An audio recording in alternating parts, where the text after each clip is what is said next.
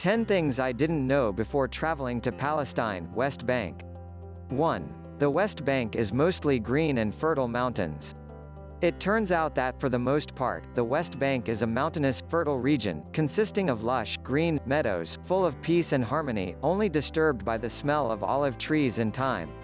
Visiting the rural part of the West Bank was definitely one of the highlights of my trip, especially in the northern part of the country, around Jenin.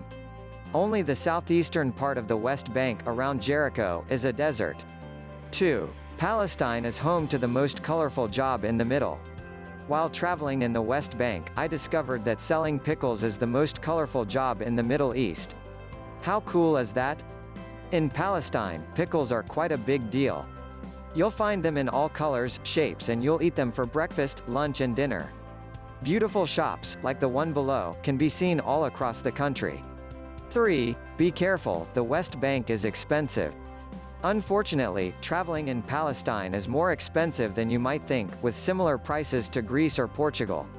Except for falafel, which is the staple food, everything is quite costly. Typically, non-fast food meals can cost around $8 to $15 United States dollars. A dorm in a hostel will cost you something between $12 and $20 United States dollars. A bottle of water costs nearly $1 United States dollar. 4. You can find microbreweries. Given the large number of biblical sites in the region, it is not at all surprising that there is a big Christian community in Palestine. In Taiba, which is the village with the largest Christian population, you can find a microbrewery that produces the finest and oldest Palestinian beer, named after the village, Taiba. Visitors are more than welcome, and they even offer a free tour, where you can taste a few of their beers. Taiba is easily accessible from Ramallah by bus or service 25 minutes. 5. Palestine has stunning Christian monasteries. Before traveling to Palestine, I would have never thought that the West Bank had the most amazing Christian monasteries I have ever seen. Either carved or built on a cliff, these Greek Orthodox monasteries are built on important biblical sites, and, whether you are religious or not, your eyeballs will be blessed by these architectural masterpieces. The 3 most important monasteries are, Mar Saba, accessible from Bethlehem on a day trip, Monastery of the Temptation, located in Jericho, and St. George Koziba, in Wadi Quelt, very close to Jericho. 6. Palestinians have a Mediterranean culture, similar to Lebanon. Prior to 1948, the current state of Israel was home to many Palestinians, meaning that they used to live along the Mediterranean coast.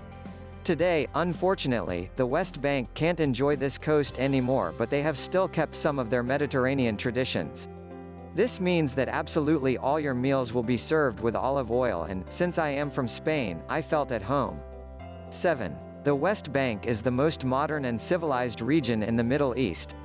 I've been to all the Middle Eastern countries, except for Syria and Yemen, so, today, I can say with confidence that Palestine is the most modern and civilized Arab country in the Middle East. With a large middle-class population, in Palestine, people drive relatively well, compared to its Arab neighbors, and people even fasten their seat belts on public buses. Moreover, most restaurants, shops and hotels are clean, and I would say that 90% of the toilets are Western toilets. Palestine is an easy country to travel around. 8. The life in Palestinian refugee camps is not as you may think. The Palestinian refugee camps in the West Bank have been going for over 60 years. At the beginning, these camps were set up on dusty waste ground, full of famine and misery. However, since the Israeli occupation seems to have no end, Palestinians have had to accept reality and started making these camps their actual homes, to the extent that, over the decades, they built houses, paved the streets, opened shops and, of course, created families. The Palestinian refugee camps have become city neighborhoods. One of the best traveling experiences I've ever had was staying in one of those camps. You can read about my experience here, Airbnb in a Palestinian refugee camp. 9. Food goes beyond shawarma and falafels. That's what some people told me. I was so scared. However, when I got there, I found out that, clearly, they didn't know where to look for the good food.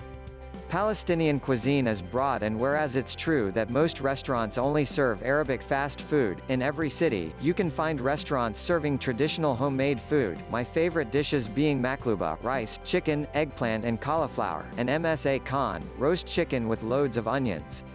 10. Ramallah, a modern and westernized capital. The former capital of Palestine used to be Jerusalem, but, as it's under Israeli control today, Ramallah has become the administrative capital.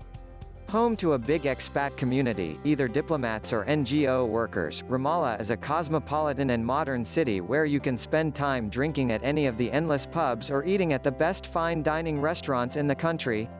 Thank you for watching, please like and subscribe.